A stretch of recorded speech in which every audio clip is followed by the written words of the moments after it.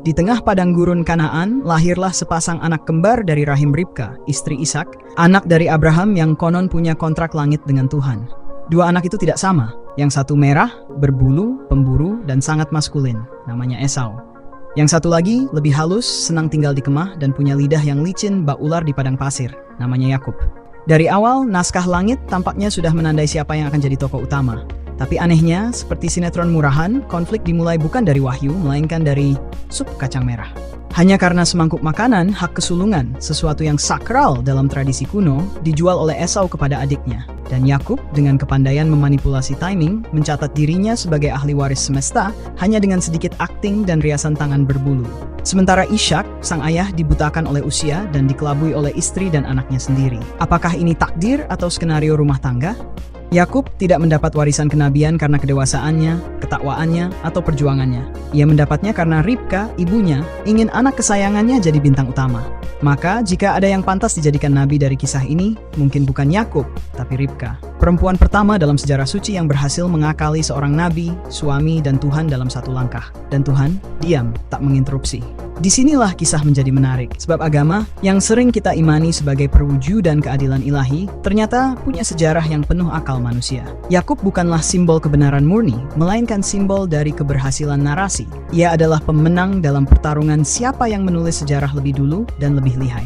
Sementara itu, Esau, si sulung, si pemburu, si laki-laki pertama yang keluar dari rahim Ribka, dikutuk oleh sejarah untuk menjadi bayangan. Ia hilang dari kitab-kitab, dilupakan dalam khutbah, dan jika disebut pun hanya sebagai cikal bakal bangsa Edom, musuh turun-temurun Israel. Tuhan tampaknya tidak pernah benar-benar menjelaskan kenapa Yakub dipilih dan Esau ditinggalkan. Tapi sejarah tidak butuh penjelasan, ia hanya butuh pemenang. Dan Yakub adalah pemenang yang disponsori wahyu, dimodali ibu yang cerdas, dan ditulis oleh generasi yang mengklaim keturunan darinya. Maka dimulailah narasi besar, narasi yang menghapus sang sulung dan mengangkat si adik, bukan karena lebih baik, tapi karena lebih cocok untuk dijadikan legenda. Lalu bagaimana cerita konflik saudara kandung ini? Kenapa Al-Quran juga ikut menghapus jejak Esau dan mengabadikan Yakub? Mari kita mulai, jangan lupa seruput dulu kopinya.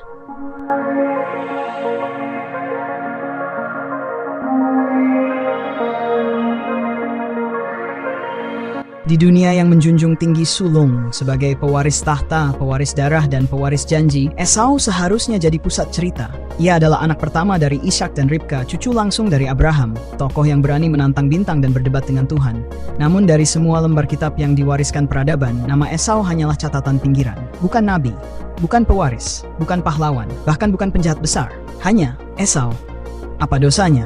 Kitab Kejadian mencatat peristiwa paling menentukan dalam hidup Esau dengan cara yang nyaris sarkastik. Suatu hari ia pulang dari berburu, lapar, lelah, dan di kemah, Yakub sedang memasak sesuatu, sup kacang merah. Lalu terjadilah transaksi sejarah paling absurd yang pernah dicatat kitab suci. Dalam kitab Kejadian pasal 25 ayat 29 sampai 32 diceritakan. Pada suatu kali Yakub sedang memasak sesuatu, lalu datanglah Esau dengan lelah dari padang. Kata Esau kepada Yakub, "Berikanlah kiranya aku menghirup sedikit dari yang merah-merah itu, karena aku lelah." Itulah sebabnya namanya disebutkan Edom. Tetapi kata Yakub, "Juallah dahulu kepadaku hak kesulunganmu." Sahut Esau, "Sebentar lagi aku akan mati, apakah gunanya bagiku hak kesulungan itu?" Dan begitu saja, hak sulung, hak untuk menjadi penerus janji Tuhan, kepala suku besar, bahkan bisa dibilang hak atas sejarah, dipindahkan demi semangkuk sup.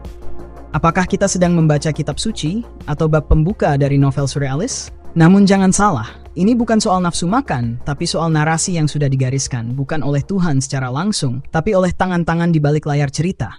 Sup itu hanyalah metafora.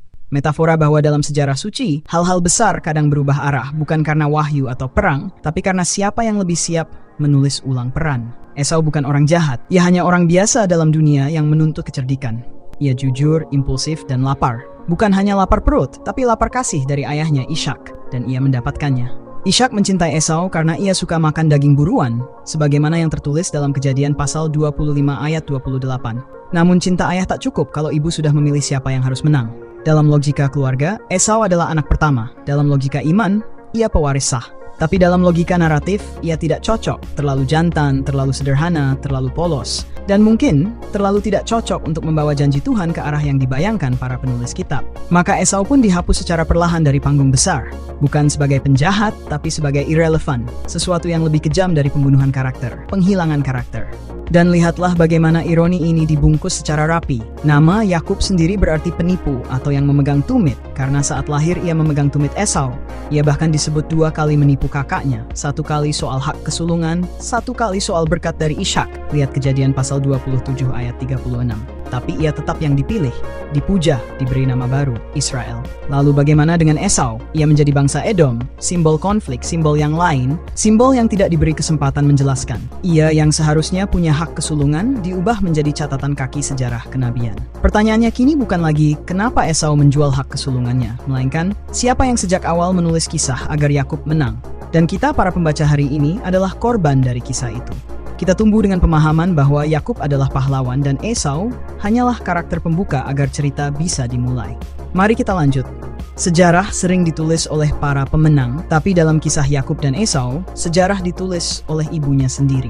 Di balik tenda Ishak, bukan nubuatan yang menggerakkan masa depan, melainkan telinga seorang istri yang menguping di balik tirai dan tangan seorang ibu yang tahu cara mengatur menu makan malam.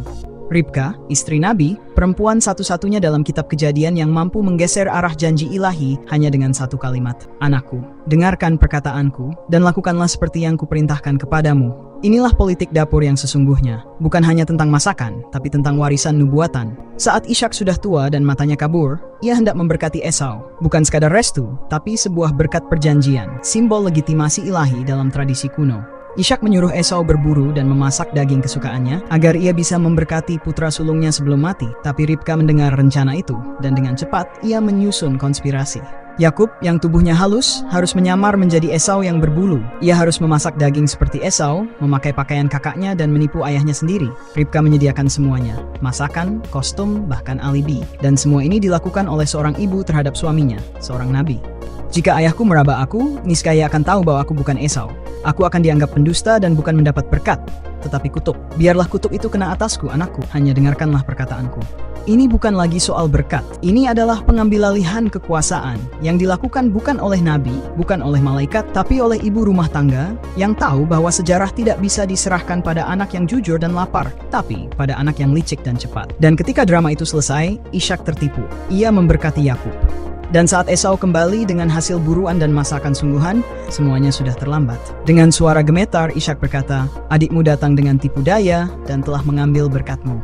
Menariknya, tidak ada kutukan untuk Yakub. Tidak ada teguran dari langit. Tuhan tidak menyela di tengah akting ini. Tidak ada firman yang berkata, berhenti, kalian sedang mencurangi kenabian. Narasi tetap berjalan, seolah-olah tipuan itu memang bagian dari takdir. Lalu kita bertanya, apakah Tuhan setuju dengan penipuan ini?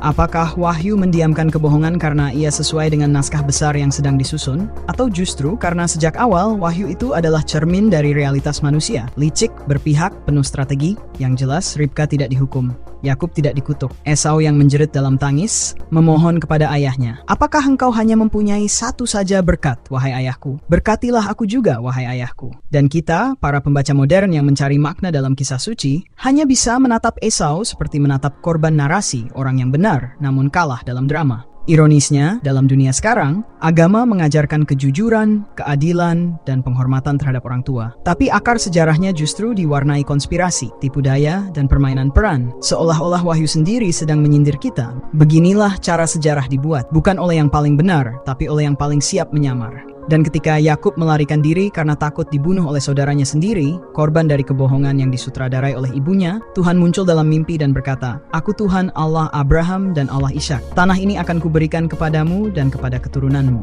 Selesai sudah, Wahyu telah memilih. Narasi sudah terkunci. Dan Esau, yang seharusnya menjadi pelanjut darah Abraham, dibuang ke gurun sejarah. Tidak karena ia lemah, tapi karena ia tidak cukup licik. Setelah aksi teater dapur yang penuh rekayasa itu berhasil, Yakub kabur.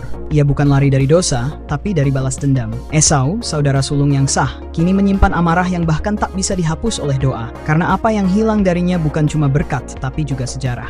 Dan di tengah pelariannya, setelah menipu ayahnya, menggantikan posisi saudaranya dan membawa pulang warisan spiritual dengan cara culas, Yakub beristirahat.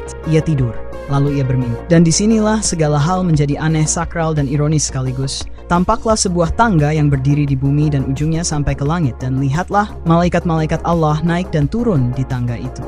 Dan Tuhan bersuara, bukan dengan murka, bukan dengan teguran, tapi dengan restu. Akulah Tuhan, Allah Abraham nenekmu dan Allah Ishak. Tanah yang engkau berbaring di atasnya akan kuberikan kepadamu dan kepada keturunanmu. Tunggu sebentar. Bukankah ini orang yang baru saja menipu ayahnya yang buta demi mendapat berkat palsu? Bukankah dia memperdaya Esau 2 kali? Bukankah ia seharusnya dihukum, bukan diangkat? Tapi disinilah letak paradoks naskah suci. Wahyu tidak selalu berpihak pada yang jujur, tapi pada yang terpilih. Dan siapa yang menentukan pilihan itu?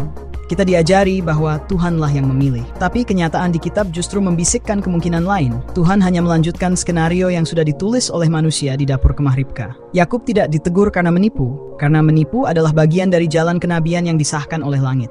Dengan mimpi itu, Wahyu seperti mengunci seluruh pengkhianatan menjadi bagian dari misi suci. Dan begitulah sejarah berlanjut.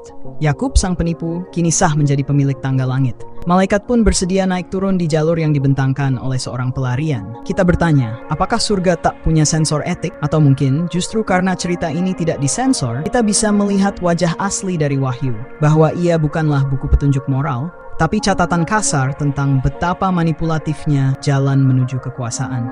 Esau tidak mendapat mimpi. Tidak ada tangga dari langit untuknya. Tidak ada malaikat. Tidak ada janji tanah. Ia hanya mendapat pedang, hidup dalam ketegangan, dan dijadikan simbol bangsa yang akan selalu menjadi oposisi dari Israel. Edom, musuh sepanjang zaman. Dan sejak itu, sejarah tidak pernah melupakan nama Yakub. Ia diabadikan sebagai Israel, diberi 12 anak yang jadi nenek moyang suku-suku besar. Sementara Esau, meskipun kelak akan berdamai dan memeluk adiknya, tetap menjadi jejak kaki yang dihapus di pasir narasi. Disitulah letak satire terbesarnya. Wahyu yang turun setelah tipu daya tidak datang untuk memperbaiki, tapi untuk meresmikan. Seolah berkata, jika engkau cukup cerdas untuk mencuri berkat, maka engkau layak untuk memimpikan tangga ke surga.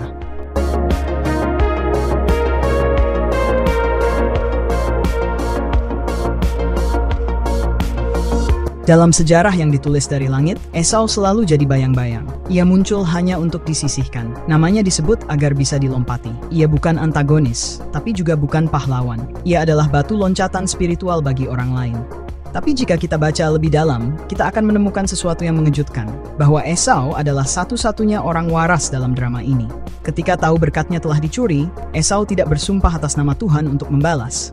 Ia tidak memohon langit untuk membakar Yakub. Ia menangis, ia meraung, ia meminta satu berkat kecil pun sebagai sisa. Tapi semua sudah dikunci oleh ritual dan simbol. Dan inilah tragedi sesungguhnya. Berkat bisa dicuri, tapi tidak bisa dikembalikan. Sudahkah engkau tidak mempunyai berkat lain bagiku, ayahku? Ishak yang matanya kabur tapi hatinya sadar, hanya mampu memberikan sisa-sisa bahwa Esau akan hidup dari pedang dan akan menjadi hamba bagi saudaranya. Dan dari situlah lahir narasi dendam. Tapi bukan dendam yang membabi buta, justru dendam yang menua menjadi pengampunan. Bertahun-tahun kemudian, ketika Yakub kembali dari pelarian panjangnya, takut bertemu saudaranya, ia membawa hadiah, ternak, pelayan, dan ketakutan. Ia mengatur barisan agar anak dan istri-istrinya bisa selamat kalau Esau menyerang. Tapi apa yang terjadi? Esau berlari mendapatkannya, memeluk lehernya, dan menciumnya. Lalu menangislah mereka. Hah? Mana amarahnya? Mana dendamnya? Mana sumpah balas atas pengkhianatan itu? Tidak ada. Yang tersisa dari Esau hanyalah seorang lelaki yang pernah dikhianati oleh saudaranya dan dihancurkan oleh sistem warisan spiritual, tapi masih bisa memeluk dan menangis. Yakub, sang nabi pilihan, harus melalui pergulatan batin, mimpi mistik, dan pertarungan dengan malaikat untuk menjadi Israel. Tapi Esau cukup berjalan dengan kemanusiaannya. Ia tidak perlu bermimpi tentang tangga ke surga. Ia tidak perlu bergulat dengan Tuhan. Ia cukup membuka pelukan. Dan inilah ironi suci yang paling dalam. Yang tidak dipilih justru menjadi contoh etika sejati. Yang tidak diberi berkat justru menunjukkan nilai yang lebih tinggi daripada berkat itu sendiri. Sementara Yakub terus dihantui rasa bersalah dan hidup dalam paranoia, Esau hidup dengan tenang, membangun keturunan, menjadi bangsa, dan dilupakan. Tapi barangkali justru itu hadiah tertingginya. Tidak dimasukkan dalam sistem nubuatan yang korup. Esau tidak perlu menjadi pendiri bangsa suci yang berdarah, berperang, dan berkonflik demi tanah warisan. Ia bebas. Maka mungkin saat kita melihat sejarah suci ini, kita harus bertanya ulang, siapa sebenarnya yang menang? Yang dipilih dengan tipu daya, atau yang ditolak dengan kemuliaan hati? Esau mungkin memaafkan, tapi kitab suci tidak. Ia mencatat pelukan itu, mencatat air mata itu, lalu menghapusnya dari narasi utama. Sebab perdamaian adalah ancaman bagi naskah yang butuh konflik. Maka dimulailah babak baru, Edom versus Israel. Esau berubah nama jadi Edom, dan dari sinilah Wahyu mulai menulis ulang karakter sang kakak menjadi lambang pengkhianatan, pengkhianat, dan yang akan dibinasakan Tuhan selamanya. Aku telah mengasihi Yakub, tetapi membenci Esau. Aku telah membuat gunung-gunungnya sunyi sepi dan tanah pusakanya kujadikan milik serigala padang gurun. Ini bukan sekadar frasa, ini pernyataan kebencian ilahi. Bukan lagi konflik antara saudara, tapi proyek dekonstruksi karakter. Edom dijadikan kambing hitam sejarah agar Israel tetap terlihat suci. Padahal kalau kita lihat data lapangan, Edom sebagai kerajaan punya hubungan politis, ekonomi, bahkan pernikahan dengan Israel. Tapi kitab suci memilih fokus pada satu hal. Saat Edom menolak bantu Israel saat pengepungan, dan sejak itu semua dosa ditumpahkan. Bayangkan kamu pernah disalib oleh seseorang di jalan. Kamu maklumi. Tapi naskah sejarah kota menulis namanya sebagai pengkhianat kota sepanjang masa. Begitulah Edom. Sementara Israel, mereka membunuh nabi-nabi mereka sendiri. Mereka memerangi suku-suku. Mereka menyembelih, merebut tanah, membantai demi klaim janji Tuhan, dan semua itu dicatat sebagai kemenangan rohani. Dalam satu sisi sejarah, Israel adalah korban. Tapi di sisi lain, Israel adalah predator yang dilindungi wahyu. Sialnya, Edom yang sudah memaafkan tetap dihukum. Kenapa? Karena wahyu tidak suka yang baik hati.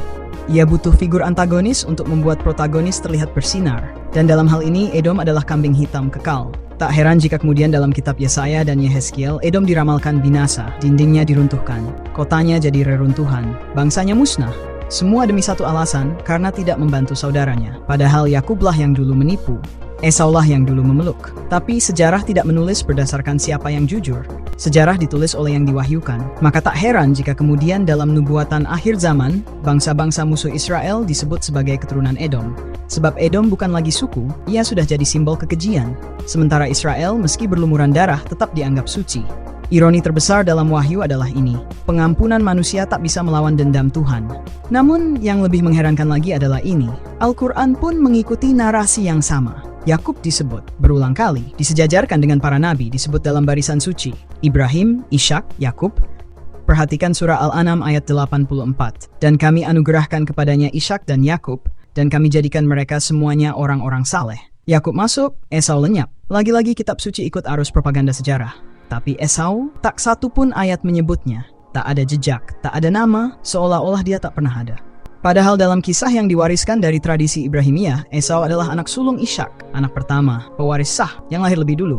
Ini bukan kelalaian, ini bukan ketidaktahuan, ini penghapusan sistematis. Dan penghapusan itu menyisakan tanya, kenapa Tuhan versi Quran hanya menyebut Yakub?